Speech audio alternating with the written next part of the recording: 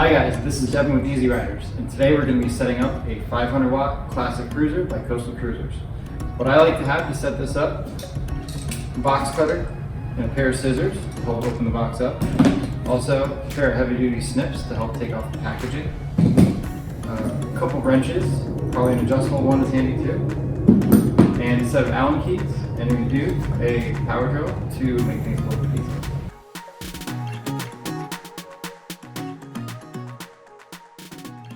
It's important to make sure that as you cut down the side of the box, you take out anything inside so you don't accidentally cut them.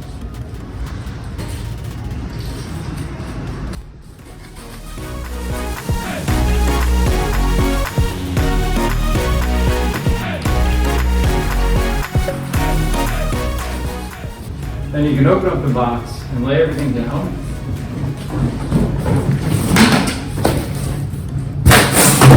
So you've got a nice clean surface to work on. This up later. Inside here is going to be the charger, the pedals, and the light. There's some tools in there if you don't have your own, but we'll want to hang on to this stuff for later. What I like to do is use some heavy duty snips to cut off all of the packaging, taking great caution to make sure that you don't clip any of the wires.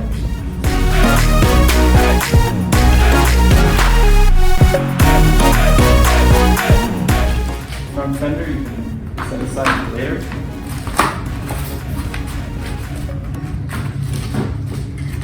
Same with the tighten.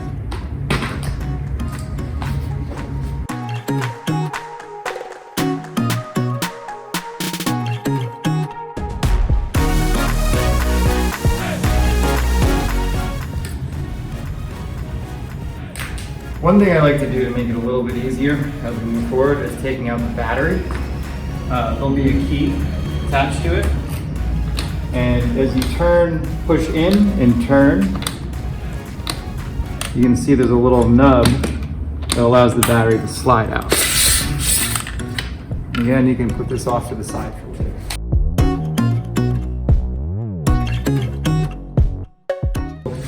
Once the packaging is all removed, I like to set the bike up on its front like this, right?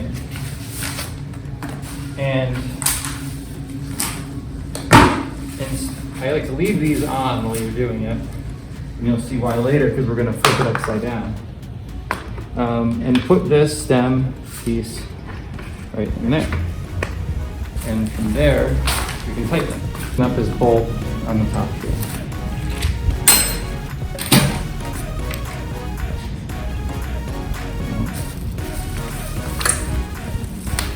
That'll secure the handlebars. You don't need to go too tight. We'll go back through and tighten everything up completely after, but at least that'll get you started. From there, tighten up the front handlebars so that they're tilted up, because we're going to flip the bike upside down and we're going to rest it on the handles. That's why we're leaving the packaging on the handles, and that's why we're tilting it up a little bit more than you'd normally ride with. Next move. Put it over on the back. Be cautious of the rear fender, not to scratch it. And then you can let it rest on the handlebars and on the rear rack.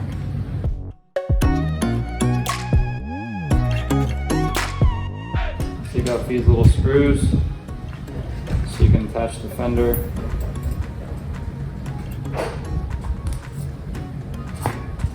And I like to attach it this side first. Again, don't tighten it all the way, leave it a little bit loose. You can go back and tighten it later. And same thing here.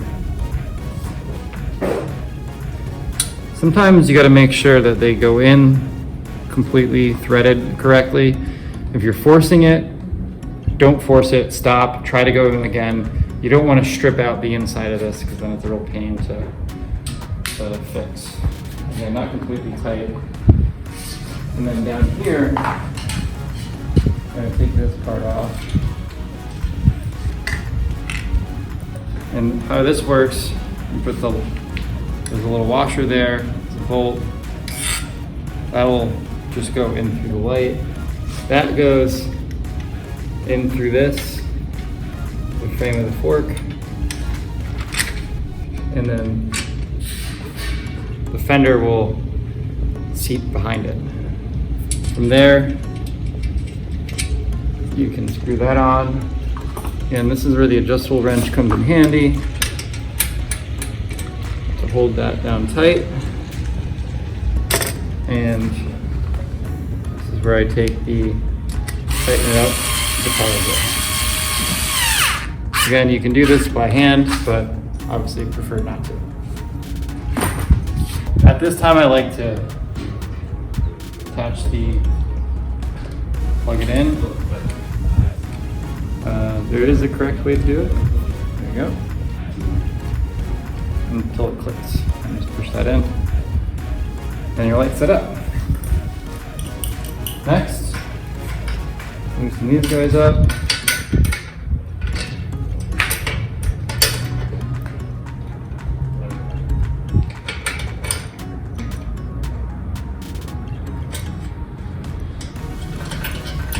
Take this off. This is just to prevent the fender, the front fork from bending during shipping.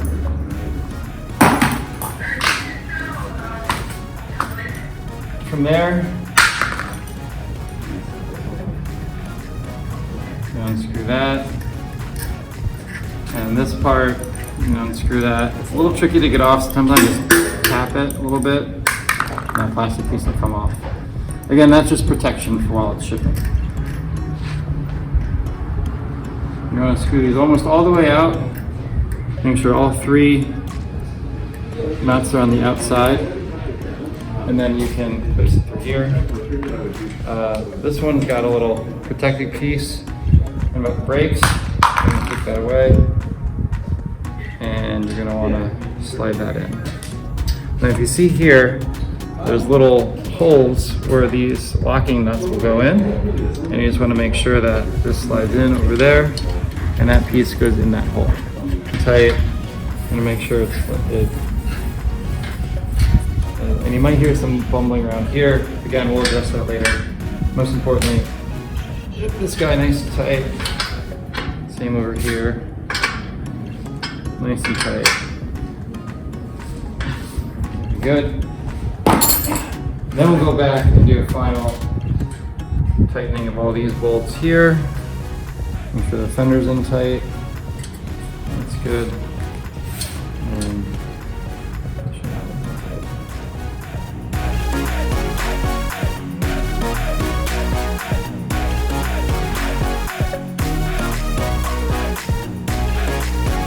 here we're going to add on the pedals. Now this is something that people overlook all the time. There is a right and a left pedal. As you can see here, there's an R and an L stamped into there. You definitely want to make sure that you're putting them on the correct side of the crank. If you don't, you try to force it, it'll strip, and it's not good. So again, don't force anything. If it goes in smoothly, you got it. If not, try again. So this is where I was missing, but it's going to be left.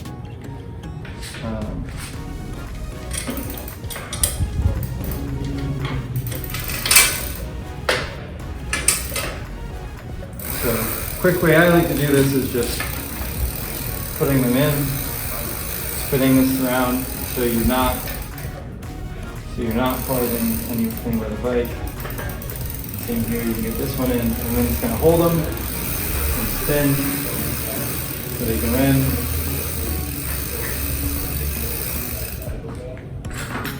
And again, same as on the front, we want this to be nice and tight.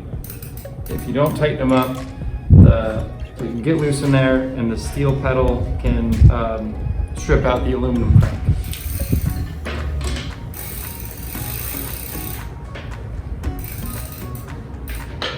There you go, nice and tight. There you go, your pedals.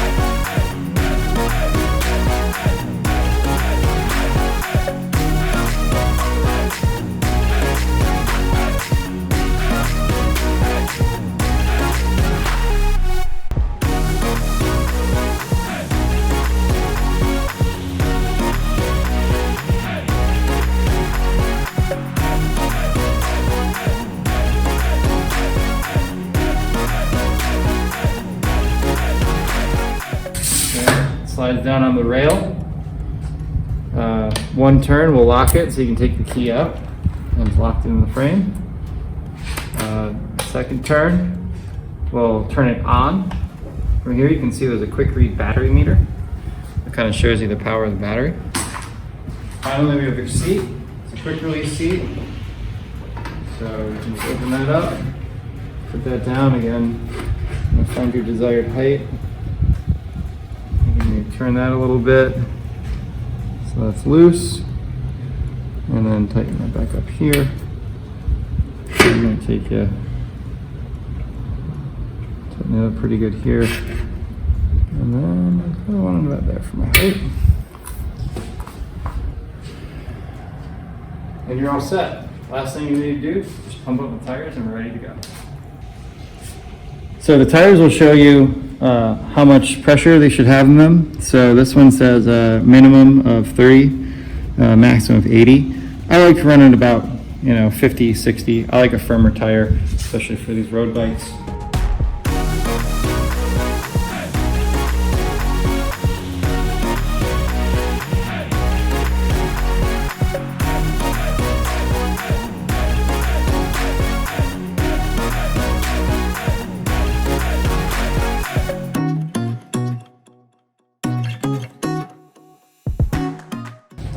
Another thing to point out, the derailleur comes already tuned up from the factory. That being said, again, same as the brakes, some things can kind of shift. They're brand new. This is something that I'd recommend bringing into a local bike shop. Maybe after about a month or so of riding, have them tune it up so that way your bike's running fine. You might not need to, but it is one of those things that does need some manual adjustment after time as things start to loosen up. Since these are hydraulic brakes, you don't need to adjust the brakes at all.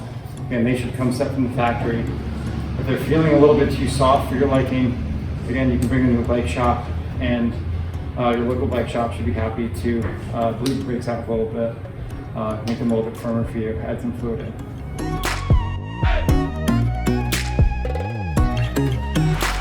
Your power button, your settings button, and then your up and down for the pedal assist. Right over here, we've got a bell.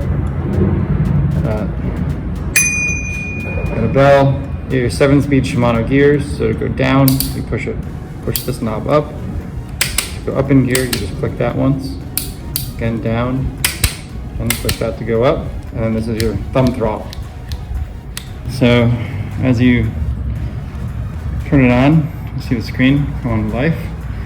Right, it's going to show your battery power right there, your light indicator, your pedal assist, your mileage, your mode, as well as your speed. Now your bike is set up and ready to ride. Have fun, ride safe.